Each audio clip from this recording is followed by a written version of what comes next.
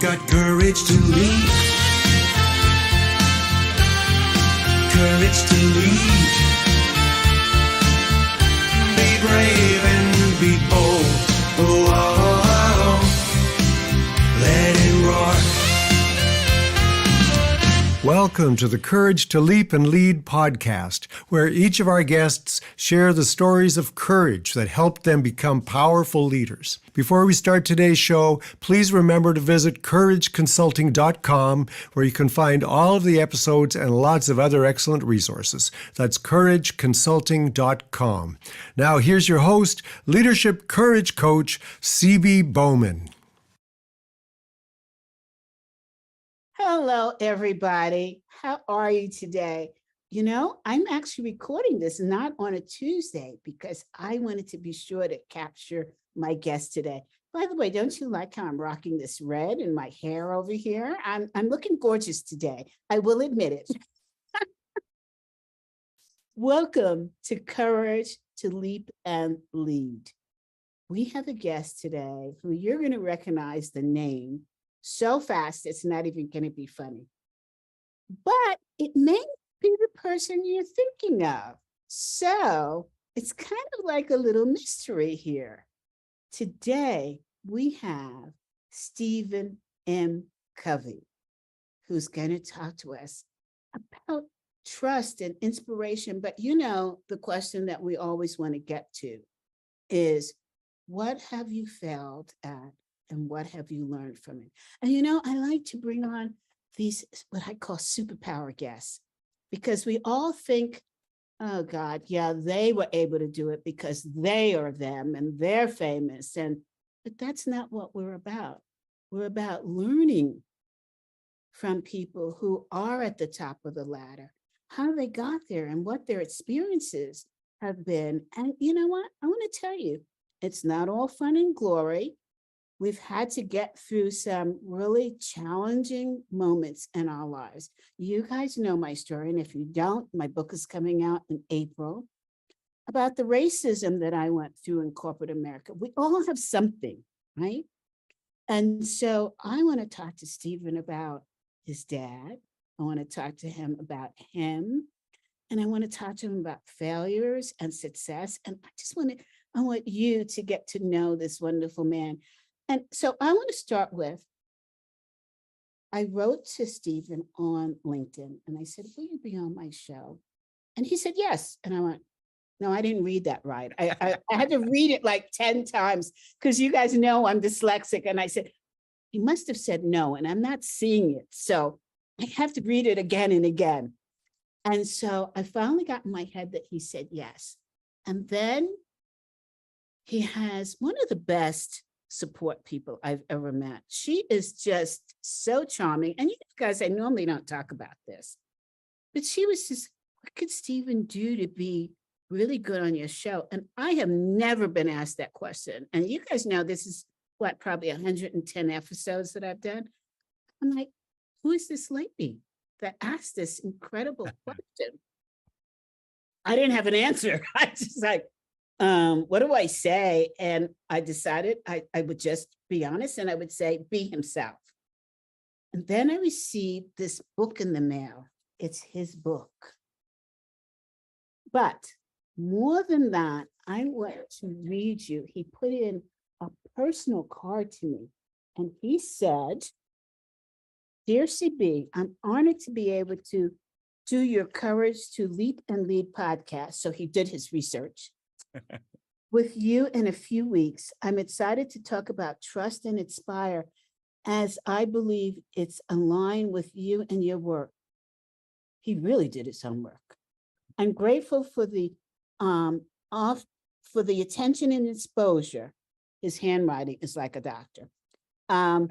You are bringing to this book through your podcast and social media. Thank you, Stephen. I said to my husband, this guy was raised the right way, right? Who sends cards these days? Then in his book, he wrote, to C.B. Bowman Autominelli, keep seeing and unleashing greatness in people everywhere through your remarkable Courage to Leap and Lead podcast and through your impressive work on courage and leadership. You are a magnificent, trusted, and inspired person and leader with admiration and gratitude, Stephen. I feel like somebody. I really do. So without further ado, we're going to talk about everything with Stephen and his book. Stephen, thank you so much for your book, your note, your card, and for coming on this show. I'm so excited. Welcome. Well, thank you, CV. I'm excited and grateful to be on your show and to be with you.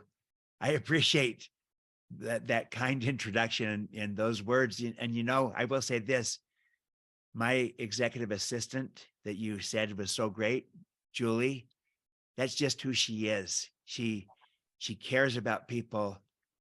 She's gracious. She reaches out. She always tries to follow through, to serve. And so she asked, what would make this great for you? How could I be good on your show? And that's kind of who she is. And, Wow. and so I'm grateful to have someone like that as part of my team, that we can work together. And you are rocking that red, by the way, and, like you said. But I really, I prepared and learned about you and your work and your focus on courage and on micro courage and on this upcoming book and this podcast. And I became inspired. So I'm honored to be here with you and to have this conversation. So thank you. Thank you. And normally I start these days with asking people why they wanted to be on the show. What do they feel they have to contribute to people who are struggling their way through failure? Tell us why. I wanted to be on your show because I love your intentional focus on courage and why that courage enables us to deal with failure, to learn from it and come out better because of it, and to grow from it. Mm-hmm. And I believe that courage is so vital. So in this Trust Inspire book, I highlight when we model as a leader, one of the key attributes or behavioral virtues, I call it, to model is courage, along with humility.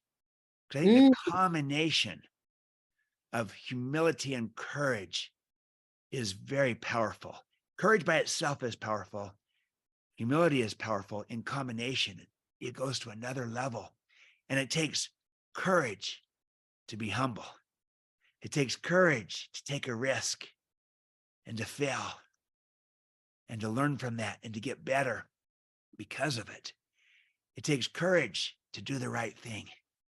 And so to have a podcast that's based upon developing this kind of courage, showing it, demonstrating it, why it matters, that's meaningful, because that's aligned with my book, because I'm saying part of being a trust and inspire leader is that we need to model. We need to go first. Mm-hmm. Someone needs to go first. Leaders go first. And they're the first to demonstrate humility and courage, and in combination. So I felt so aligned. Thank you. And as I looked at your book, and by the way, we have some friends in common here, Amy and a few others, I thought about, as you said, the alignment, and I thought trust and courage. Are we really saying together two things? One is that you have to trust yourself to know that when you fail at something, you can come through it with lessons that are lifelong, right? And can we, this is the $64,000 question, can we trust ourselves enough to be courageous? I think we're not dealing with that these days. Beautiful. I agree. I think that all trust starts with self-trust.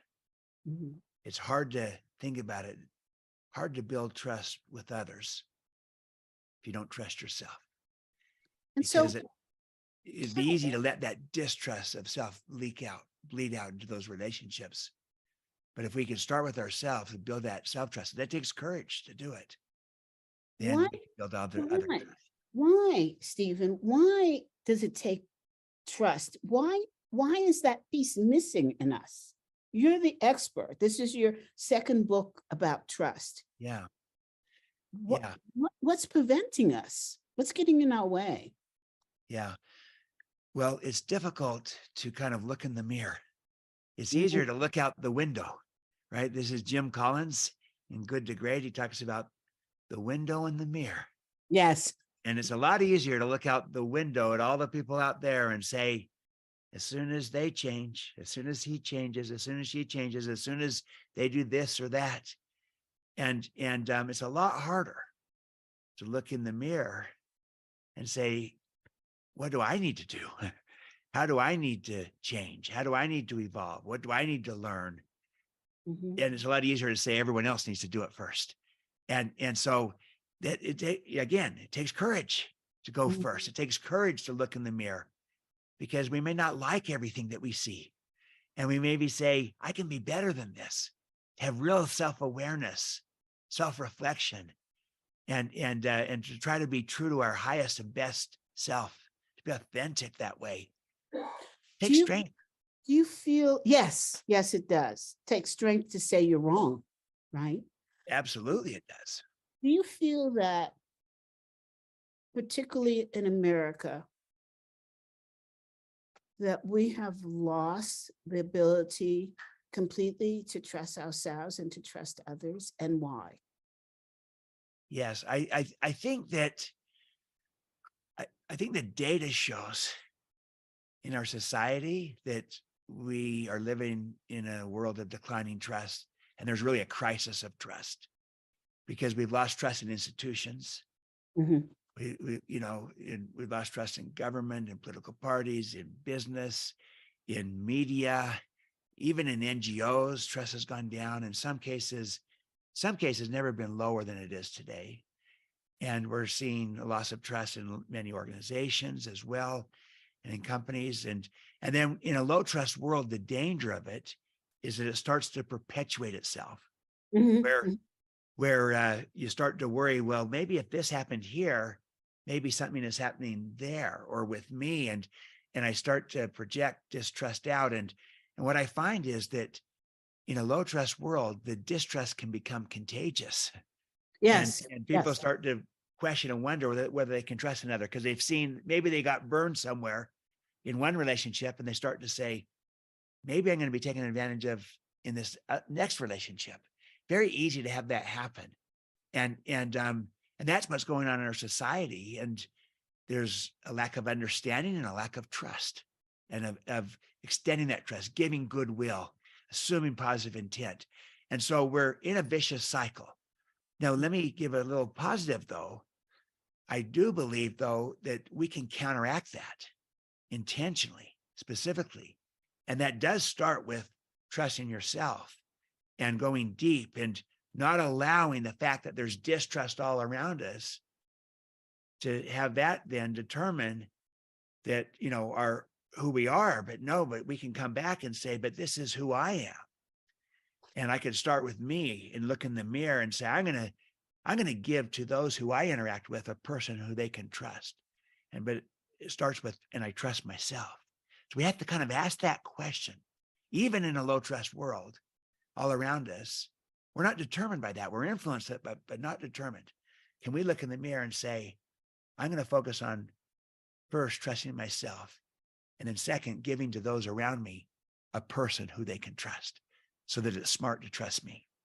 Do you think that somehow this concept of cancel culture is tied into people being afraid to trust? Because, I grew up in the day in New York, in Greenwich Village, where you went to a coffee house and you sat and you debated a can of soup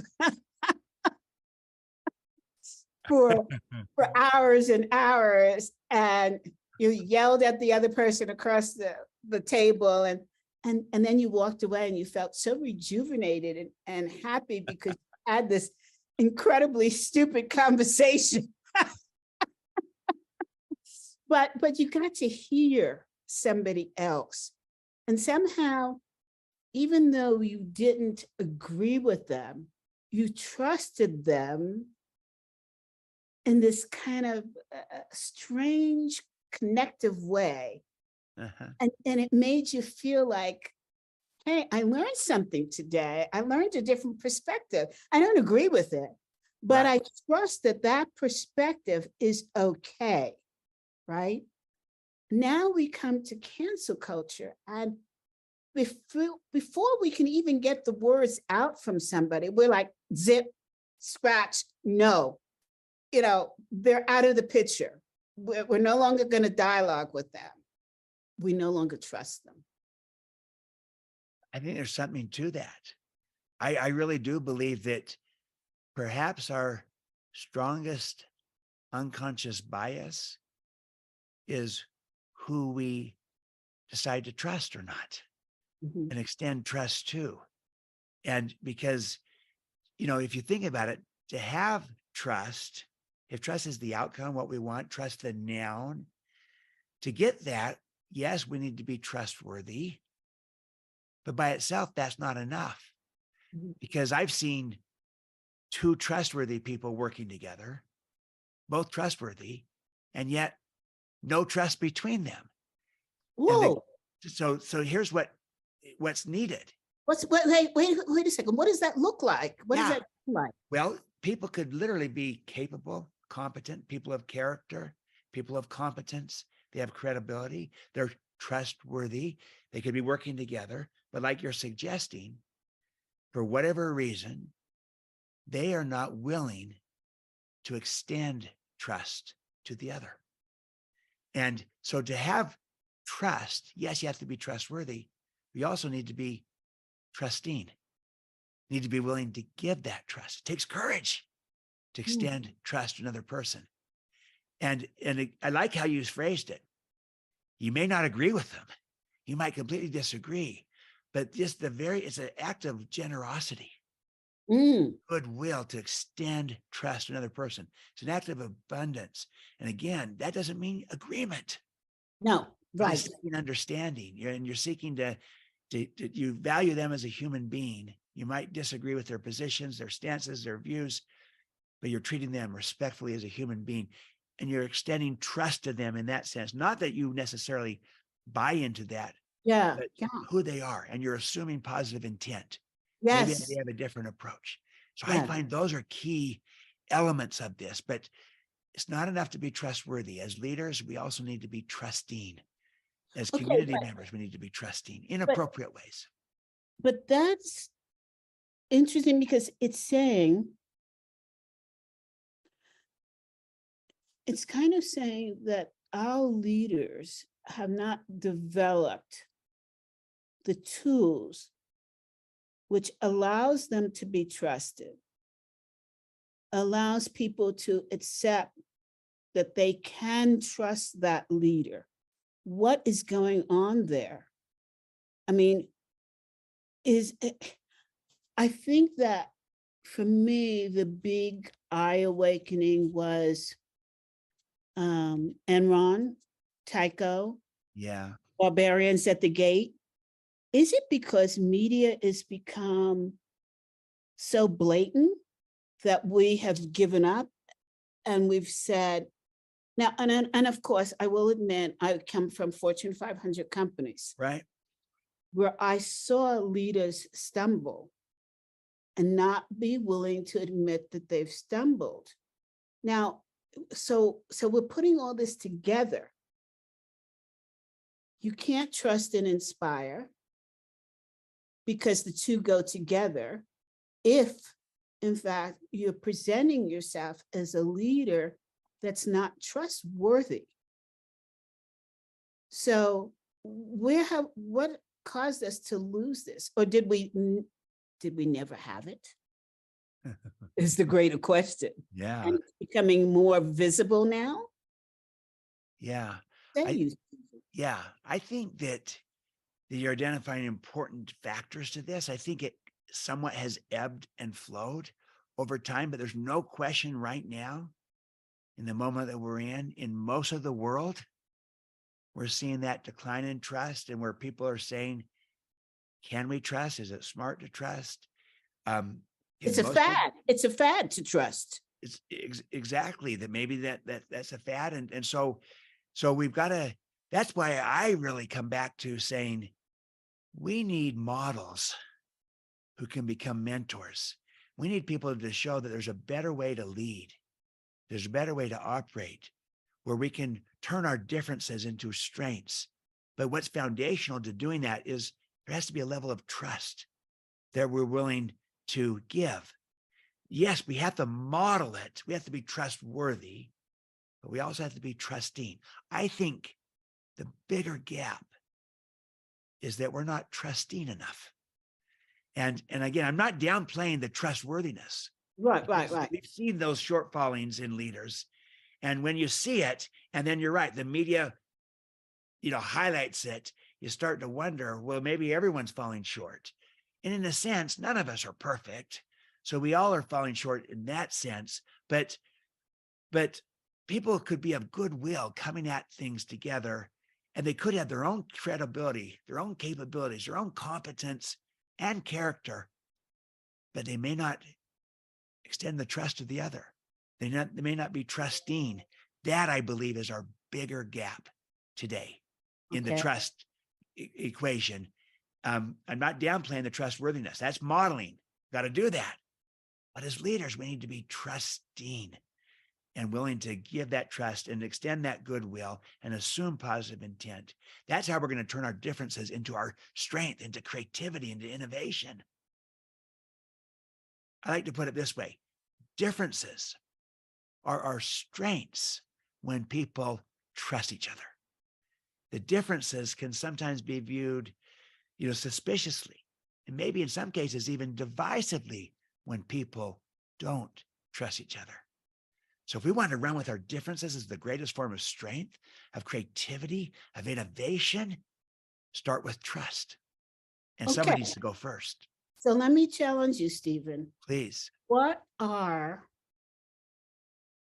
the 3 things that we can personally do to increase our ability to trust someone else? Yes. What are the 3 things we can do? Yes. I would say this. First, focus on your own self-trust. Okay. It's inside out. And one reason why sometimes we have a hard time trusting others, because we sometimes don't trust ourselves. And it's hard to do that. So that self-trust always comes first. I'll give you the other 2 in just a moment, but let me just tell you a little story on this. Yes, please. Because this happened at a recent workshop I was doing. And I talked about how trust is built from the inside out, and made the point that self-trust precedes relationship trust, which precedes team trust, which precedes organizational trust, market trust, societal trust. So I said it's inside out, so not outside in. So you look in the mirror, you start with yourself. And this person, then we took a break, and this person came up to me at the break and said, Stephen, this is really, really helpful, because it explains so much of what's going on in my life, and has been for years. And he said, look, I'm not happy with where I'm at in my career, my life. And I've always blamed everybody else. I can't trust my boss. So then I go to get another boss. I can't trust that boss either. And then I go to another company. Can't trust this boss. Can't trust that boss. Because I've gone through boss after boss and boss and never been able to trust any of them. Because then I go home into my neighborhood and I can't trust my neighbor. And then I even look at my family. I'm not sure I even trust my kids. He went on and on. And then he goes, and then when you gave that model that trust is built from the inside out, I realized what my problem is. And then he looked around to make sure that nobody was hearing our conversation. And he leaned into me, CB, and he whispered these words. He said, I don't trust myself. I don't trust myself. And I realize that I am projecting that distrust of myself out onto everybody else and into every relationship. That's why I've never been able to trust anyone, that I don't even trust myself. Okay, Stephen. So when I'm leaning into this conversation. Me too. Yeah. When you don't trust yourself, where can you start to trust yourself? That's really hard. I mean, what do you do? Do you sit in front of a mirror and say, okay, you will trust yourself? How do you recognize that you're not trusting yourself if they don't hear a Stephen Covey talk about this? Yeah. So here's what I would do, what I would recommend. And this is actually your question that you just posed there was the very question this person told me after he said, I don't trust myself. That's my problem. So what do I do? It's your question. Here is my response. I thought about it. And then I said, the best way I know to increase self-trust is to learn to make and keep commitments to yourself. It's interesting, CB. Here's what the data shows. The number one behavior that builds trust with other people is to make another person a commitment and then to keep it. And then make another commitment and to keep it, especially if it's a value-added commitment. You make a commitment, you keep it. You make a commitment, you keep it. You repeat that process. Make, keep, repeat. Make, keep, repeat. You can build trust fast with people that way. Well, guess what? That's also the fastest way to build trust with yourself. Learn to make and keep commitments to yourself. And we often don't keep a commitment to, we don't treat a commitment to ourselves with the same respect we might treat a commitment to another person. And so we overpromise and underdeliver. And it could be as simple as I set the alarm clock. I set the alarm clock at 6 because I got a meeting at 7. And then I say, hey, I need to exercise. So I'm going to set it for 5 so I can have an hour and go exercise. Then the alarm goes off in the morning. And what do? I say, oh gosh, I'm going to go back to bed. and I kind of turn it off and I kind of rationalize in the moment. I think I need the sleep more than the exercise. But that was, you might not say that was a commitment, but when I said it the night before, it kind of was. I was saying, I want to get up and exercise. And in the moment of choice, I didn't have the courage. I didn't have the integrity, and I turned it off, went back to sleep. You do that time after time. You don't treat a commitment to yourself with the same respect you might another. You start to become a little bit less trusting of yourself that I can do this. But if you start with those little things, it's in the little things, the micro courage, those small moments, strength in the small moments, courage in the small moments, getting up to go exercise, keeping a commitment that you made to yourself, then that begins to snowball and become something that gives you clarity and integrity and power. That's how it starts. By the way, Stephen, you have just called me out without. I have just been so upset with myself because writing this book, I had to, it's just a mess. I made a mess. I wrote the book, I sent it into the publisher. I didn't even read it. I got it back after they edited it. And I said, this is junk. I said, why didn't I read this before? I literally had to rewrite the book. Okay. Send it in again. I got it back and I see all of these spelling and grammar mistakes. And I'm like, why didn't you take the time to run it through Grammarly? That would have saved you aggravation, right? So this time I went through Grammarly. But meantime, each time I did this, my confidence is going down and down and down. And each morning I'd wake up and I'd say, okay, I'm going to get to this today. I'm going to get it off my back. And I talked myself out of it. Mm-hmm. So now I realize I went through a period of not trusting myself. Shame on me. Well, first of all, it takes courage to say, I realize this now. I also think you're in good company because I think we all struggle. I could tell you my story on the same thing.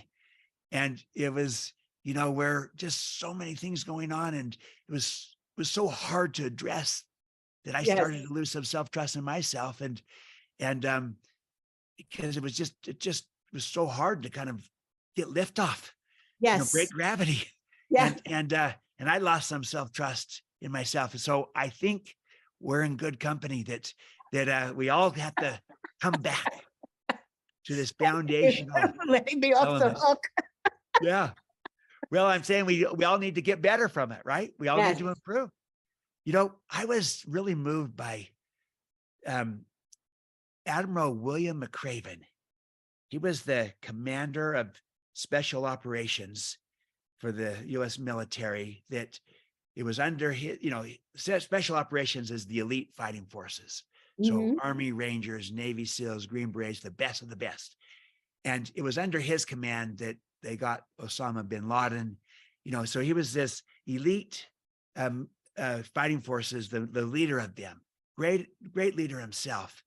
In fact, here, to have these elite fighting forces, they need to have a high trust with each other. Absolutely. And so they're maybe the best in the world at trust. And yet he was bringing me in to work with this team to get even better. I found that interesting. That the people who are already the best in the world at trust are trying to get better, because they never arrive. They always see that we're on a Yes. journey trying to Yes. get better. Well, when he retired, he became the chancellor of the University of Texas system, the university system. And then he was invited to give a commencement address. So he Mhm. went down to Austin and he gave the commencement address, and it went viral. And here's what he said. He said, "If you want to change the world, make your bed. Make your I bed." heard that. I Yeah. heard Yeah. that. It's Yes. a viral speech. You could look it up. Yeah. Google it. If you want to change the world, make your bed. And his point was this: start by making a commitment that you can keep, and then keep it. And then go from that commitment to the next commitment, to the next commitment, to the next. And you'll find yourself growing in integrity, in clarity, in power. And so it's in a sentence, the basic idea was, if you want to change the world, make your bed. It starts with those little things, the I courage love in the moment of Yes. choice. Yes. Absolutely. Oh my gosh. Okay. All right. This is more than what I bargained for today. Well, me too. This is fun.